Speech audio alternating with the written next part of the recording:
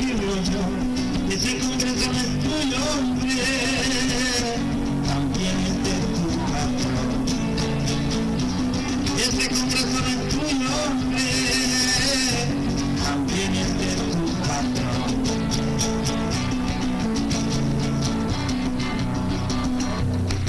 Ya vienen las elecciones y te obligan a votar. Te imponen un candidato más malo que un escorpión. Galeras del desempleo, qué mala es tu situación. Como no tenés partido, hombre, votás por el del patrón. Como no tenés partido, hombre, votás por el del patrón.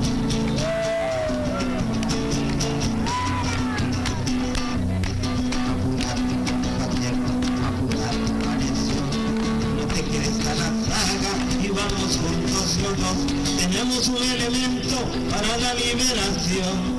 En la unidad solo es nuestro hombre, esa no es de tu patrón. Solo es nuestro hombre, esa no es de tu patrón.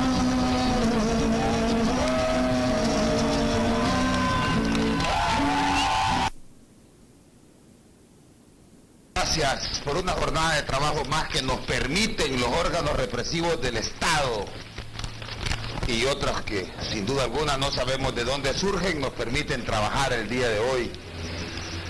Amanecer vivo en Honduras es un acto heroico, con tanta violencia, criminalidad, donde tal y como dice el tema de hoy, todo es del patrón. Y vamos a hacer una radiografía de quién es el Congreso Nacional, tal y como dice nuestro gran amigo Mario Mezapa, de quién es la Corte Suprema de Justicia, de quién son los proyectos políticos electorales, quiénes son los dueños, quién es el patrón del Tribunal Superior de Cuentas y el Tribunal Supremo Electoral. ¿Quién es el patrón de la iglesia? ¿Quién es el patrón de los colegios magisteriales? Y voy a dar inicio a un análisis de contexto. En torno a la realidad, solo lo que voy es a reordenar los acontecimientos, los análisis, algunos cobardes que no pueden decir la verdad, por miedo a que no sean contratados con otras consultorías, y nosotros, por experiencia propia, sabemos lo costoso que es vivir con honor en este país. Aquí o se comienza a aliar con las mafias de cualquiera de los sectores, o vive dignamente, con algunas escaseces, pero con dignidad. Hay otros que son ratones que deben estar escondidos en las cloacas. No pueden respirarle a la vida, verle a los ojos a muchas familias que ahora son víctimas de que todas las estructuras, tanto productivas y estatales, sean del patrón. Y otros que son mandaderos del patrón. Hombres y mujeres que en su momento eran beligerantes, que tenían capacidad de respuesta, pero que una vez, como dice Jan Petras, se encuentran con el ruedo del oportunismo y las migajas que se caen de la mesa del patrón, han sido suficiente pago para tarifar la garganta y sellarlos, embotellarlos en organizaciones donde se esconden para hacer negocios, pero que le tienen miedo a la claridad, por eso no toman declaraciones, por eso que no toman posicionamiento, porque es sumamente complejo volver a vivir en las condiciones que vivían cuando denunciaban algunas cosas. Ahora ya conocieron el aire acondicionado, conocieron algún carrito, conocieron algún vinito añejado, algún queso importado, y son simples coprófagos que vendieron su conciencia a precio barato, chupándose la sangre del pueblo. El que no está en contra de las estructuras de corrupción y de dominio está a favor de ellas. Así de sencillo. El Congreso Nacional, un órgano del Estado independiente, en 3 aspectos determinó de quién es. No es del pueblo, no es un poder del pueblo, no es un poder soberano, independiente, respetuoso de la Constitución. Se comprobó cuando se eligió de manera oscura el fiscal general de la República. Se comprobó quién manda, quiénes están detrás del poder. Se comprobó con la elección de la Corte Suprema de Justicia. Pero en un acto de corrupción político de los más grandes de la historia, se comprobó cuando la mayoría de diputados y diputadas tenían la opción de entregarle ese poder del Estado, ese poder del pueblo, a una institución política que también es del patrón, pero que su base es eminentemente social, obreros y campesinos y campesinas, jóvenes estudiantes, estudiantas, trabajadores y trabajadoras del pensamiento, habían generado un comportamiento heterogéneo en el Congreso Nacional. Sin embargo, bajo la compra absurda de conciencias, no se asumió por parte del Partido Liberal uno de los poderes del Estado. La razón de ser de los partidos políticos en su plataforma ideológica, en su ideario, en su comportamiento programático, solo tienen un objetivo y es la toma del poder. Y el Partido Liberal no asume. ¿Por qué? ¿Quién da la orden? Y esto lo ha dicho militantes de estructura dirigencial de parte del Partido Liberal. Por órdenes del señor Carlos Flores, determinó que no se tomara ese poder del Estado. Acto de corrupción, lo que indicó que ese poder del Estado es del patrón, es de los dueños del país. Otra de las manifestaciones es cuando en la elección de la Corte, el Partido Nacional con 48 votos fue capaz de poder superar una mayoría absoluta y superar los 90 votos. Otra característica para determinar que el Congreso Nacional no es un poder del Estado. Ahora mismo, otro poder del Estado que no es del pueblo hondureño, aunque de carácter formal, la Constitución de la República habla que la diosa Temis, manifestada en esa Suprema Corte, debería de estar al servicio del pueblo, también se identificó con los intereses del patrón y hace un golpe a la Sala Constitucional en el 1212, hace reformas de carácter arbitraria para el Consejo de la Judicatura y como si fuera poco ahora aprueba la reelección. Porque los intereses del patrón ordenan que los hombres y mujeres que conforman ese poder del patrón tienen que hacer lo que se dice. Quedando así un poder del Estado que es el Ejecutivo, que también se obedece y se convierte después de las elecciones en un bien público. Pero no es un bien público el Poder Ejecutivo. Y 5 razones por las cuales no es un bien público, sino que es un bien privado del patrón, es cuando la ley de trabajo temporal ahora mismo tiene a un 70% de nuestra juventud siendo contratada por hora, mal remunerada, sin pago puntual y con aspiraciones a consolidar un futuro. 2.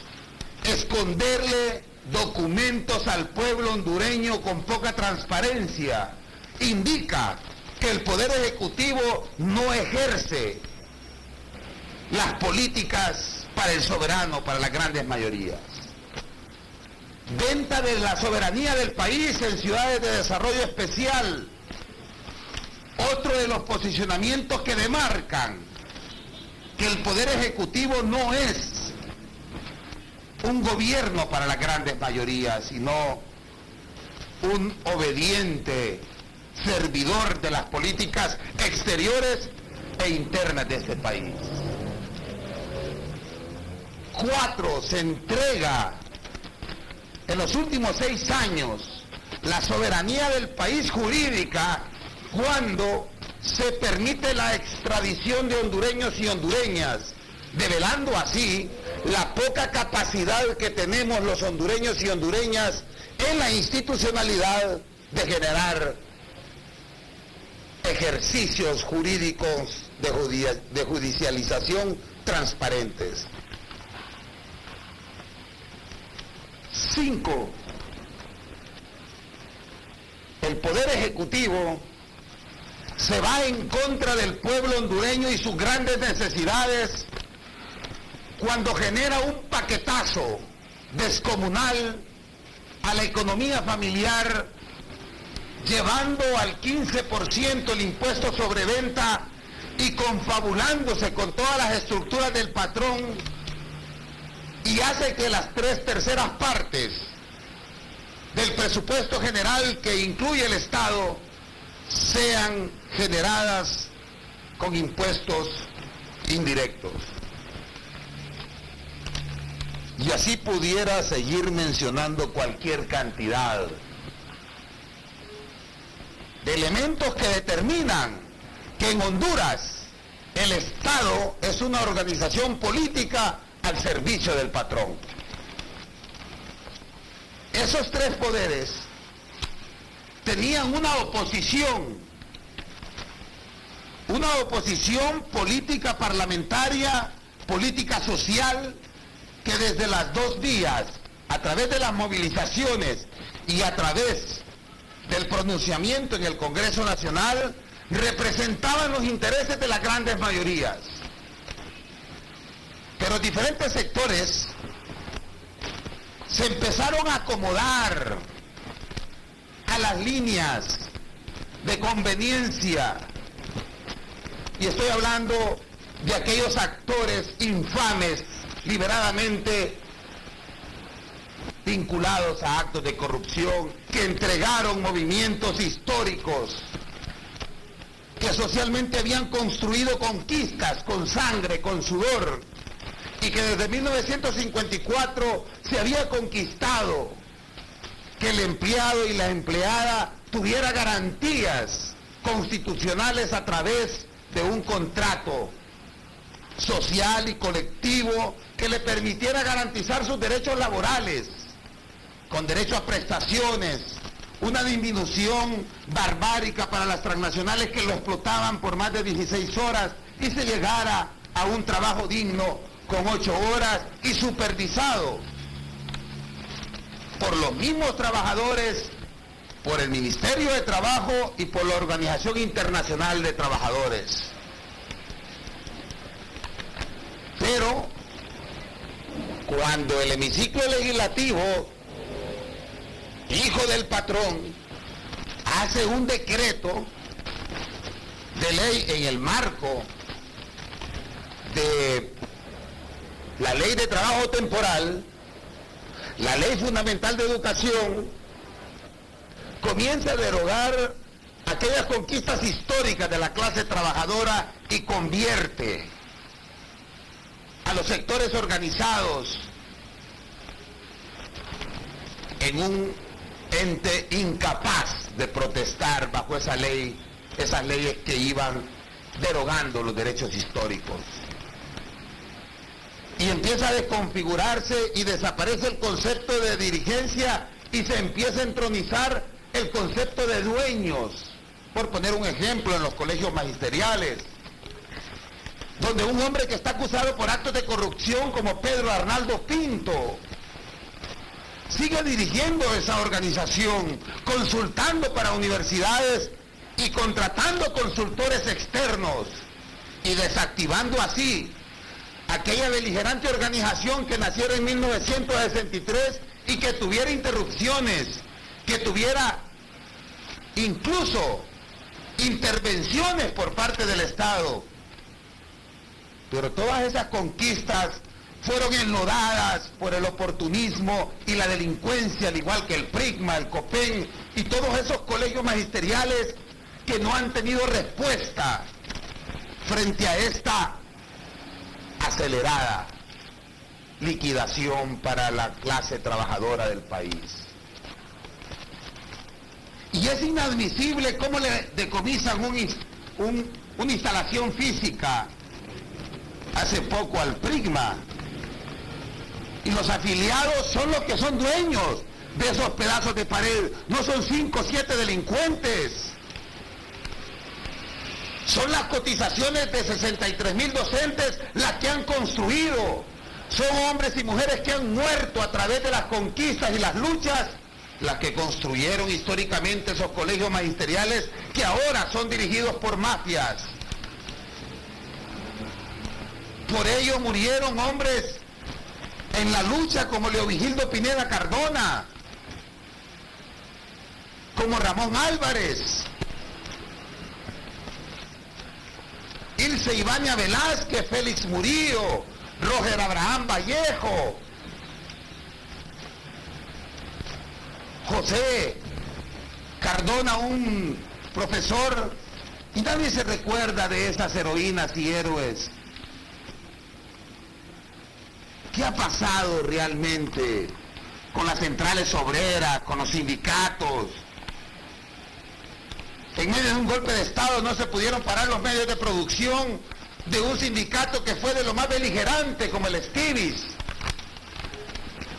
Y ahora la maniobra es decir, es que los tiempos han cambiado, la explotación sigue siendo la misma, la corrupción sigue siendo la misma. Y peor aún, con condiciones donde el Estado se sigue descalabrando por actos de corrupción, pero nadie tiene la capacidad de poder consolidar esas complejas contradicciones que se siguen generando en una lucha fraccional de clase donde la banca privada demuestra actos de lavado de activos, pero el movimiento social no tiene agendado eso. Porque no es con el etílico que se va a resolver eso, es construyendo pensamiento. No es con traficantes del pensamiento ahí enquistados. Como un colegio magisterial de la envergadura del Colprosuma, por ejemplo, siga siendo dominado por merelicos que no tienen capacidad de dar una respuesta ante esta situación. Se encontraron actos de corrupción en el Instituto de Educación del Ministerio de Educación. ¿Y por qué no se le dice al Ministerio Público? ¿Por qué la dirigencia no sale? Ahorita les invité, yo le hablé incluso a Pedro Arnaldo Pinto y a la gente de la Junta Directiva que enviaran a la gente para que empiecen a reivindicar las conquistas, pero eso no les interesa. Les da miedo poder hablar de eso, porque lo que interesa son los negocios o esconder el lodazal en el que han metido el movimiento social, que también ya es del patrón. Hecho contrario, tendría que permitirse a través de congresos o asambleas entregarle el poder a los 63.000 maestros que son los dueños de los colegios magisteriales. Es hora de que ya no vayan a permitir que los colegios sean intervenidos por el Estado, sino que sean los mismos maestros y maestras las que intervengan en esas instalaciones y que se les den a ellos, porque ellos son los que con cotizaciones han construido ahora esas empresas. no vayan a cometer el ridículo acto que hizo el PRICMA, que se quede imprema con el edificio, lo que hizo el COPRUN.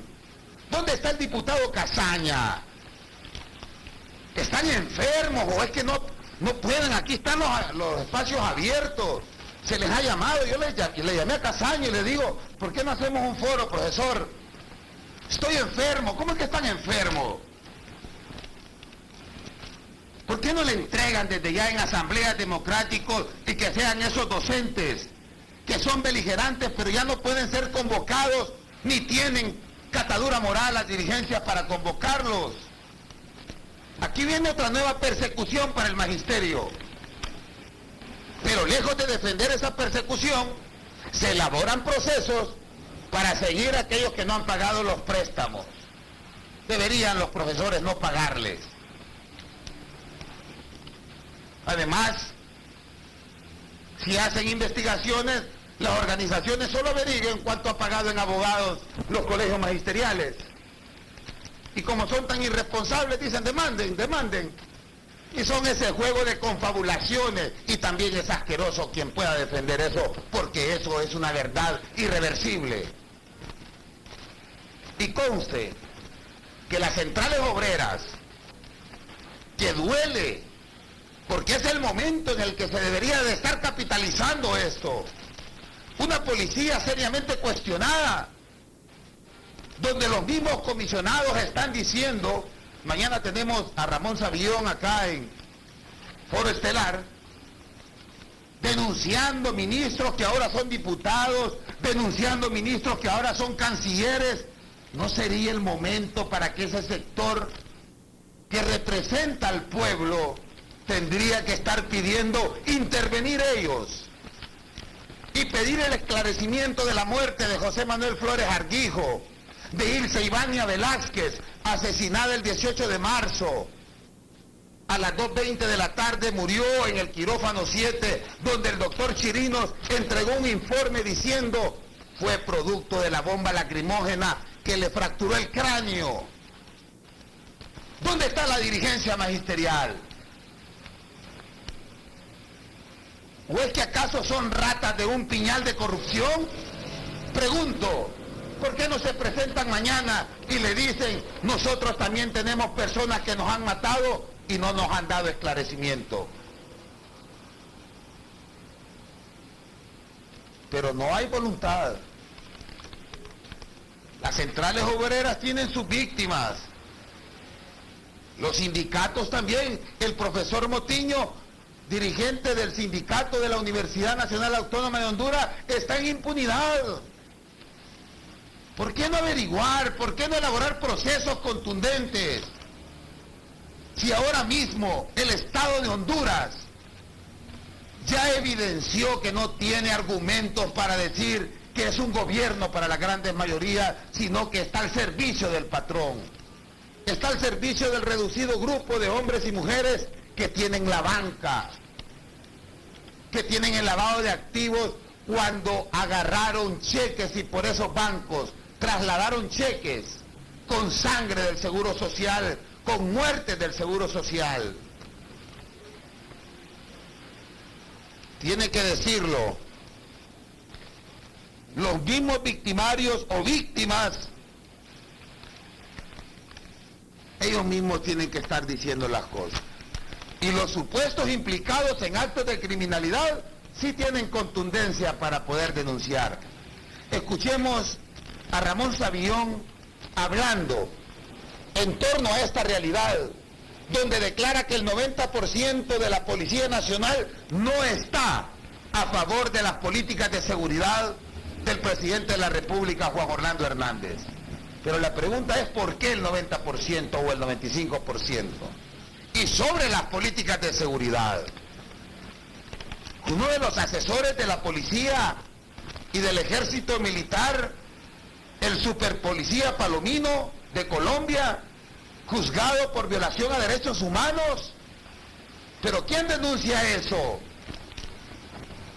¿O es que están esperando que se dé otro negocio nada más? Veamos a continuación a Ramón Savillón, aquí en Opinión Puntual, para poder ir caracterizando que todo es dirigido por el patrón, incluso la policía militar nacional ha estado cuando en el golpe de Estado o como cuando hace unos días en el río Hualcán la Comisión Internacional se aprestaba en el encuentro internacional Berta con Boca, la policía estaba cubriendo a los supuestos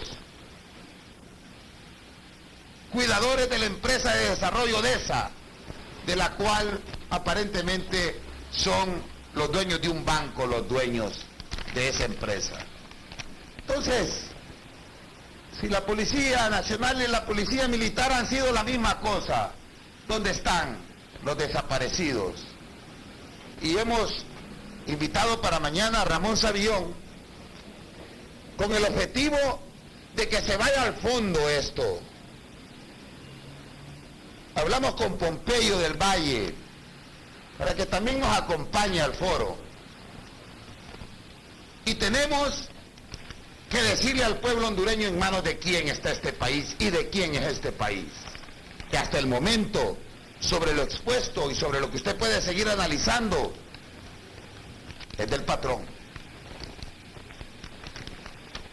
La segunda parte con ellos, ¿Qué les preguntó? ¿Qué quiso averiguar? la primera parte de ellos, bueno, no fue ni de que ellos nació, me dice, general, me dice, esto es político. Y reflexionen y saquen conclusiones ustedes. Bueno, le digo yo, para mí es una orden de captura. La cumplo a secas. No, me dice, yo aporto al Partido Liberal y me persiguen porque soy liberal. ¿Y qué aporta usted? Bueno, eso lo dejo, camisetas, financia campaña. Sí, me dice. ¿Campañas políticas? Claro, campañas políticas. Y le pregunto, pero bueno, me dice él, me increpa, pues bueno, con respeto, que tuvo cuidado, y porque no hacen nada con el otro cartel del Partido Nacional, o cartel pachureco, como me digo. Así, yo le digo, bueno, dígame un nombre porque no los conozco. Aunque conociera, uno tiene que ir, no, el alcalde del Paraíso. ¿Y cómo se llama el exalcalde del Paraíso? Y ya me dijo, Chanda, Alexander Ardóñez. Ah, está bien, muy bien. No lo pierdo de vista, le digo. Pero bueno, sigue más su tarea. Entonces me dice, ¿y el hermano no trabaja con él? Pues, ¿El hermano de quién? Ah, exactamente. La pregunta se la hice yo. ¿El hermano de quién? No, usted ya sabe, me dice. Del hombre, me dice. ¿Y quién es el hombre? Usted ya sabe. ¿Y quién era el hombre para usted? Exactamente. ¿El hombre más poderoso ahorita del país? El supuesto, porque usted no podía dedicarse a otra... Era AOE. Bien. Ahora, lo que me da lástima es que el humilde hondureño acuda a una urna y deposite un voto y que no sea él el que elige con su humilde voto, que sea el narco el que elige el candidato que van a poner.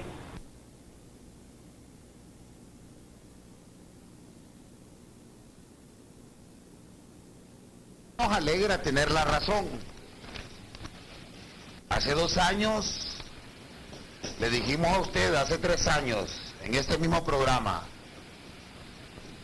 porque yo tengo 1 año y 1 mes de estar dirigiendo el Foro 13, pero en opinión puntual, ya son 4 años de proyecto, y les decimos, es número usted, es cifra, es estadística y es un voto.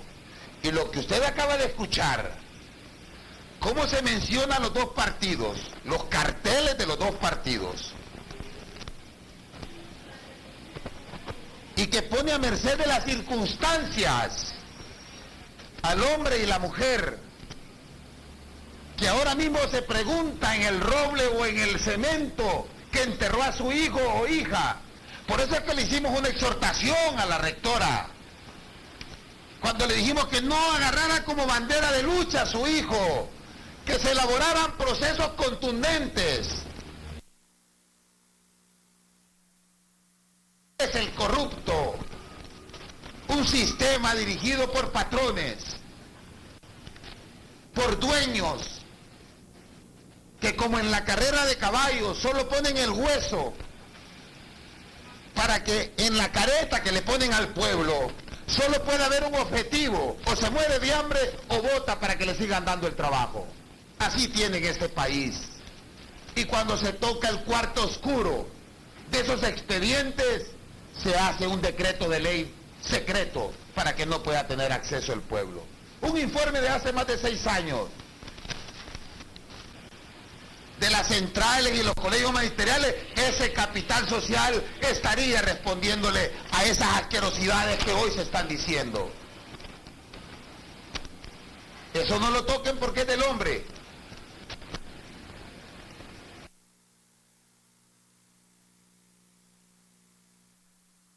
Complejos hoteleros.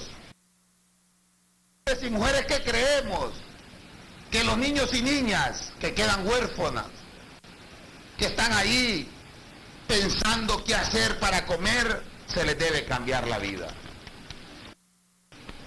Que siguen sosteniendo su discurso y que van a morir así como han nacido, y que no se han vendido a precio indecoroso y se toman la sopa con la sangre de los mártires que cayeron defendiendo en las calles las conquistas históricas y que salían de los cuarteles las decisiones para matarnos. Léalo con la razón, el análisis, y pregúntese usted a dónde están enfocadas las políticas sociales de nuestro sector y también del sector oficialista. ¿Acaso ya todo es del patrón? ¿Y quién es el patrón? ¿Quién realmente es el patrón? Territorialmente nosotros ya sabemos que somos un país militarmente ocupado por los Estados Unidos. Familias, como el dueño de un medio de escritura, no se asume el poder del Congreso Nacional, o como cuando se le dijo en su momento, no diga que es golpe de Estado, y se le entregó el poder al Partido Nacional. Son pocos, son dueños de bancos. Y ahí llegan todos y todas a hacer filas, a mendigar 4 o 5 pesos, porque sin dinero no se sienten seres humanos.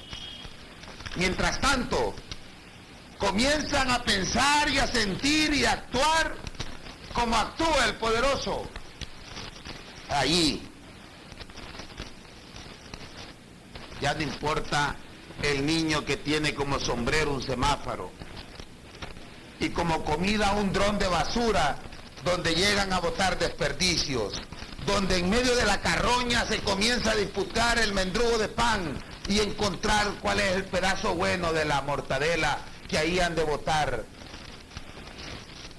Ya no importa eso. Ahora hay que buscar apresuradamente en qué partido coludirse para buscar una y Alto Aguán, en Zacate Grande. Era la bota verde oliva. ¿Y quién les pagaba? ¿Le cuidan la casa al pueblo? ¿Acaso van a cuidar la pulpería que ya se está cerrando? ¿Acaso van a cuidar el saloncito de belleza que ya no aguanta?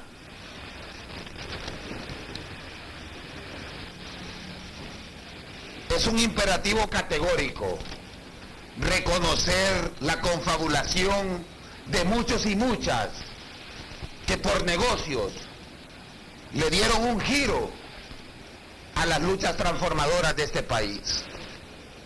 Es inadmisible que hombres y mujeres vinculados en la corrupción continúen negociando con el movimiento social. ¿Por qué se perdió Imprema? Por dirigentes corruptos. Ahí ahora lo ven normal. Si Pinto va a la iglesia, también lo bendice la iglesia. ¿Y por qué digo esto? Yo nunca he personalizado.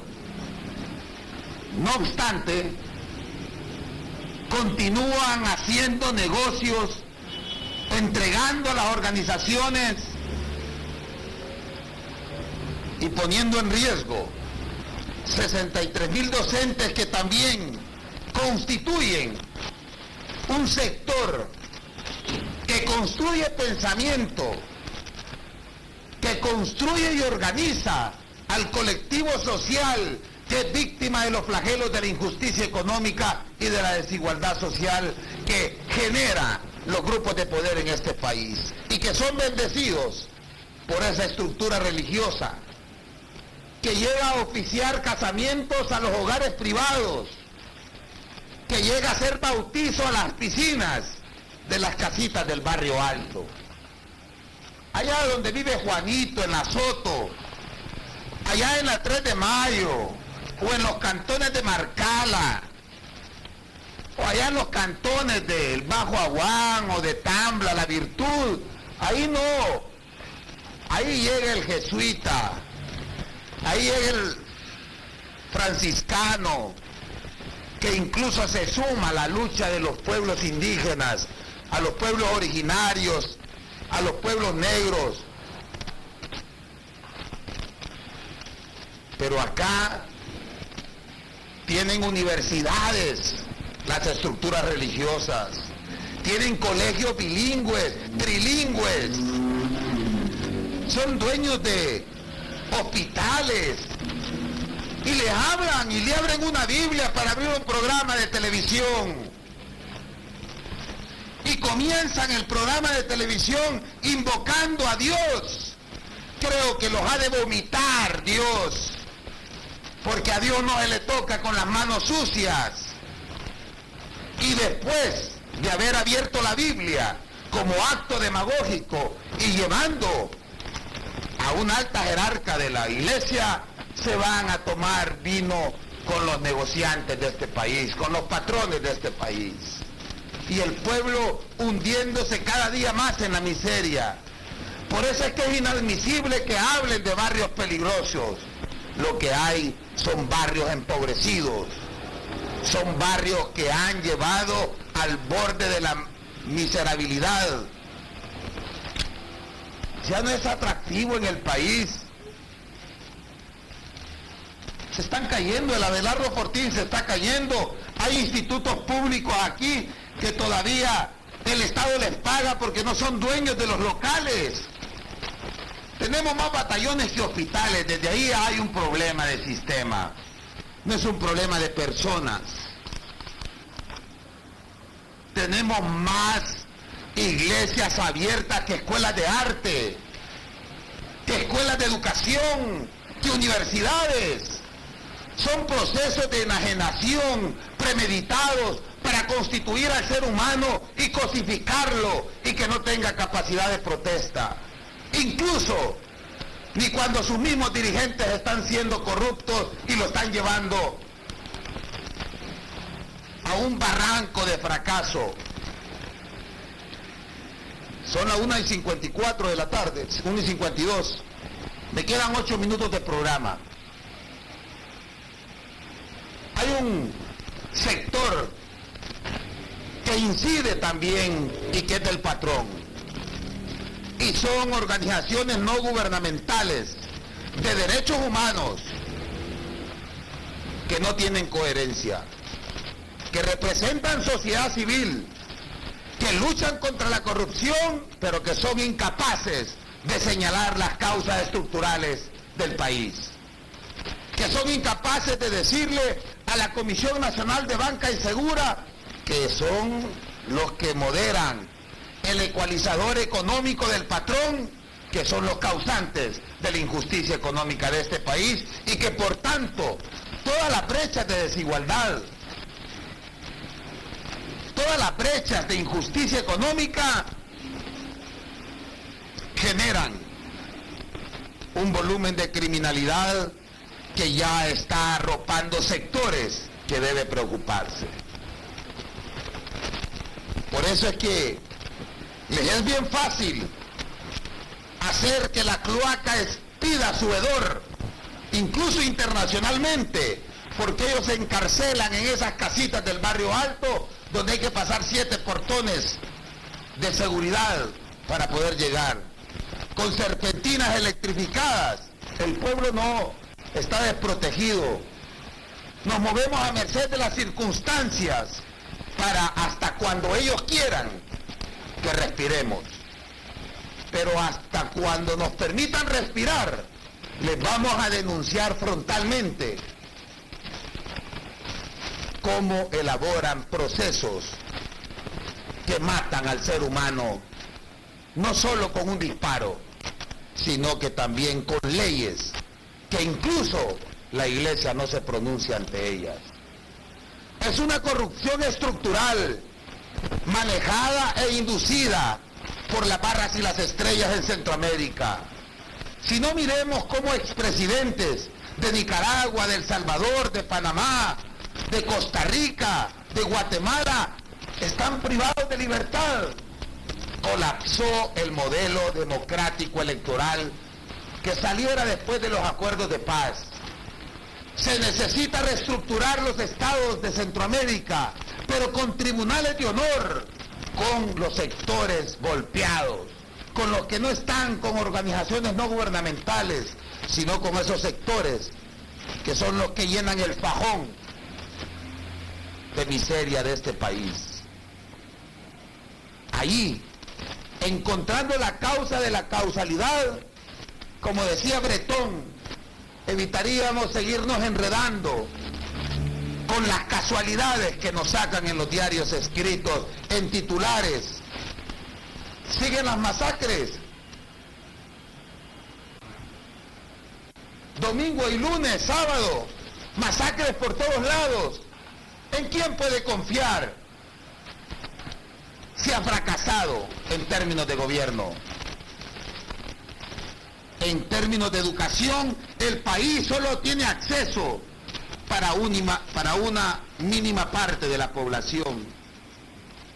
En seguridad, el presupuesto es multimillonario y se lo entregan a estructuras que no pueden ni han dado seguridad. Un último dato, porque ya tenemos que ir cerrando el programa.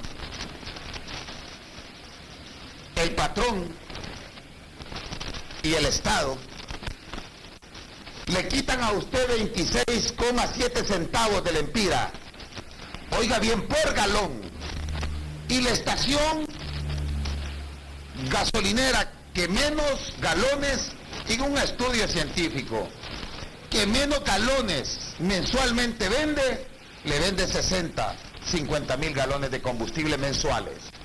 Y por cada galón de combustible, 26 lempiras y 7 centavos son para el gobierno.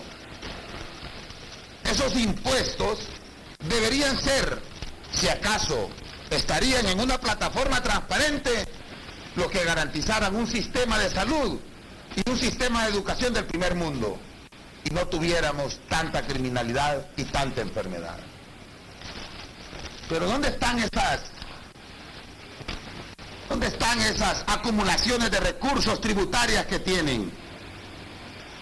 En campañas electorales donde se gastan sumas multimillonarias y en actos de corrupción, viajando a Hawái, viajando a Europa, en grandes comitivas, comprando aviones. ¿Y dónde está el pueblo? ¿Para dónde va el pueblo? Y después lo quieren matar al pueblo con limpieza social. Y después los agarran y exhiben a los muchachos como extorsionadores y como bandas de robabancos. Ustedes, autoridades, banqueros, son los causantes de todo ese fenómeno social que se está dando y que luego lo quieren limpiar, como decía Guadalupe Ruela, y como ahora mismo se está develando.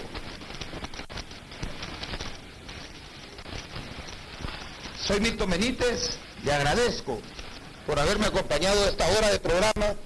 Lo invito mañana con el comisionado despedido, expulsado y ahora acusado por el New York Times, que socializó ese informe